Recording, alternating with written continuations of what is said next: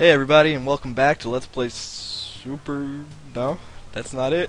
It's, Let's Play Warioland 4 on the GBA, actually. I don't know why I said Super. Because there's about 50,000 games with the word Super in front of it. And I'm not Let's Playing any of them, so... or, right now, I mean, I probably will. It can't be long, honestly. Whoa, music got all weird. I think that's just part of it, though. But when we last left off, we just did Sapphire Passage, the scariest part of the game, actually. Trying to choose between Topaz and Ruby Passage. I think I'm gonna go with Ruby for now. They're both very, very cool, but I think Topaz is a good one to finish off on. It's beyond impressive, like how cool some of the levels in that one are. Ruby Passage is sort of an industrial type of, like all the levels are like industrial, besides the last one actually, but that's fine. There seems to be like a level in each of the passages that's not. Oh shit. Good way to start off.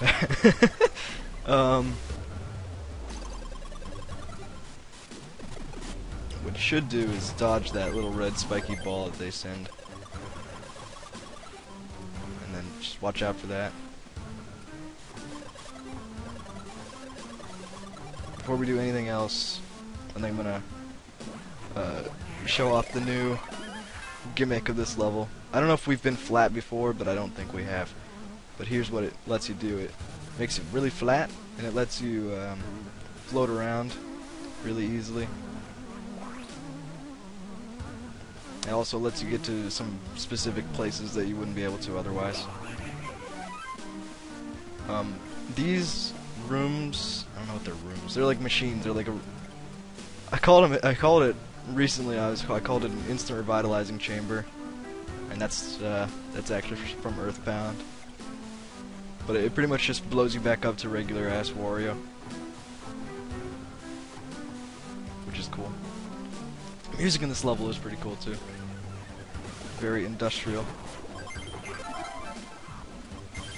Like I said, all of the, not all of them. For the most part though, this is the high-tech industrial. I don't know, actually not even high-tech. Oh, I got flattened again. I like his eyes. He's just so funny looking, man. Because he doesn't even look pissed that he's flat. He just looks like, oh, like he's just... You ever notice somehow, like, it happens in the music video for, Cheeseburger's song, I'm a Winner? It happens in that,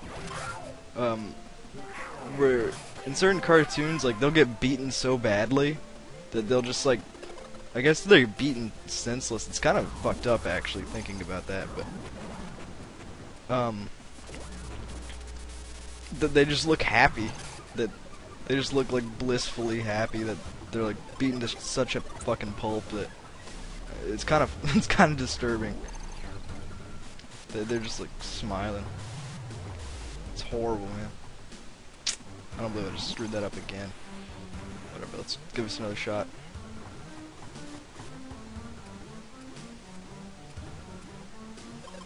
I don't believe I didn't say it.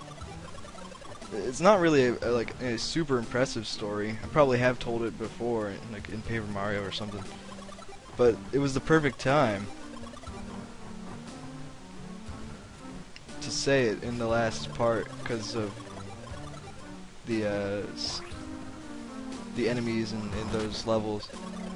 But I don't actually. It's not that good of a story now that I think about it. But whatever. Ooh, that was close. But there was a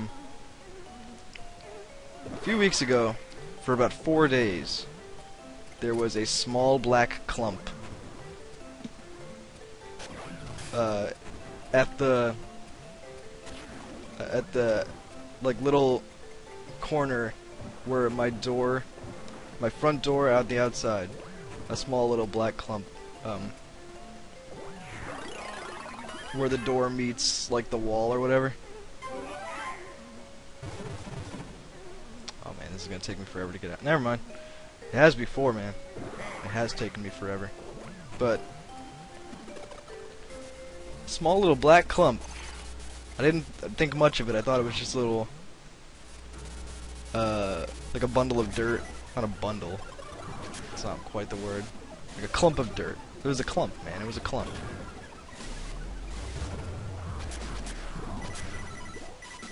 And I saw it, and I was like, a clump of dirt. Whatever. I didn't think too much of it.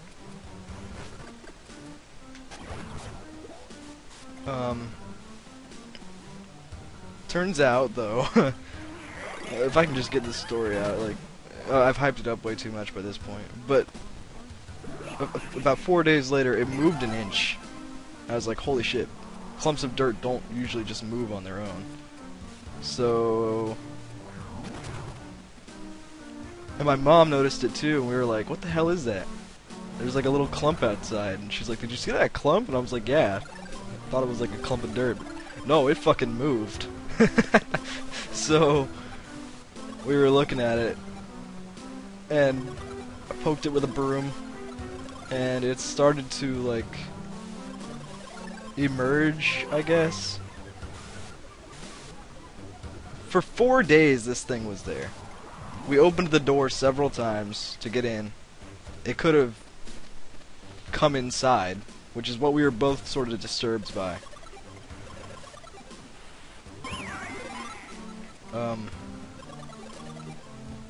So we poked it with a broom, and it sort of started to emerge. Two little, like, pointy thingies started growing out of the back of it. Not growing, but like, it was so hard to tell what this thing actually was before we started poking it and moving it and disturbing it. Man, I'm such a bad storyteller. But anyway, it turns out when we finally, like, got the balls to, like, move it all the way out, it turns out it was like a, I don't know if it was a baby, but it definitely was a bat. Like, the part that scares me about that is that it was sitting there for 4 days. It didn't move. Besides that, like, 1 inch or whatever. That thing was probably sick, had rabies or something like that. And that was kind of disturbing. So, well, when it didn't fly away when we poked it or anything like that, so that was a little freaky out. Freaky out. Freaked me out. It was freaky and it freaked me out. So we just sort of like shuffled out into the grass where these... Oh, I dropped and fell. There was these two little neighborhood kids that were like all freaked out by it. They were so interested. Like, you remember being a kid. That kind of stuff didn't faze you at all.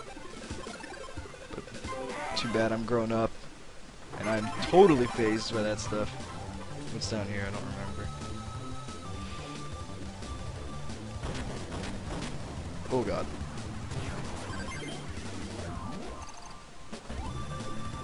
Yeah. So yeah, we were fighting the bat cat, and there was tons of bats in all those levels, and I never thought once, like, hey, I should tell the story about the bat. Whatever though. At least I got it out somewhere. That was freaky. Not important though. So we got everything we needed. I didn't tell you. I didn't talk about this level at all. Like, it's just over already. But make sure, like, it's pretty easy to screw up getting the CD. Like, you watched me get it, so it's clear exactly what you need to do. But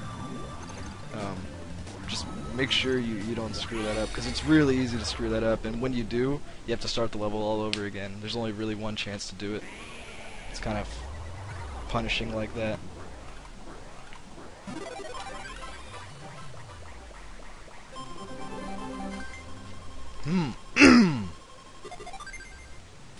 I was outside tonight, and I think it's for the first time in my life, but I saw a firefly. I'm pretty sure it was a firefly anyway. Maybe I was just hallucinating, but it sort of looked like a little candle just floating around. Like a little, like, just glowing light. It was really, really cool. And this is by far the ugliest level in the game. But sort of by design, you know.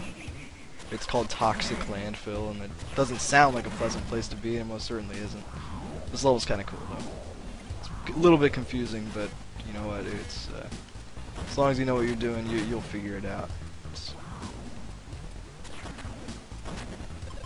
It's got pretty cool industrial music to go with it.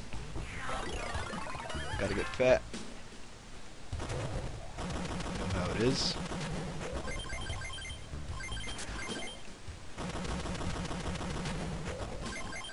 Speaking of getting fat, I wanted to go get McDonald's this morning. A few minutes ago, actually. I went outside, got to the car. Whoa. What am I doing up here?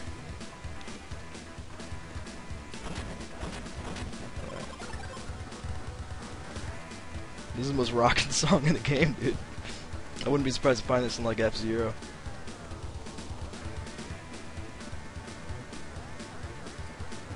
Give me an apple, dude. Give me an apple. But I got to the car, and I was like, oh yeah, I can't wait to get some breakfast burritos or something. You know how it is. Turns out I forgot all my money inside. Just said, screw it, that stuff's not good for you anyway.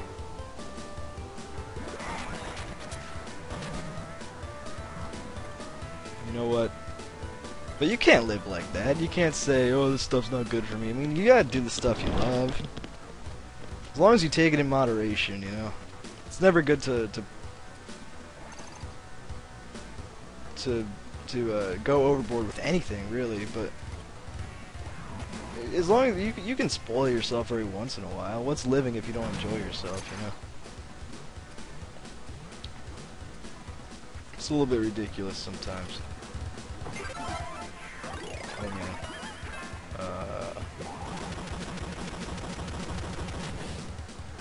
Actually, we're not coming up here yet. We need to do something else first. I need to go down here. Hold on. Get back up. Oh. Yeah, there we go. This game is so cool.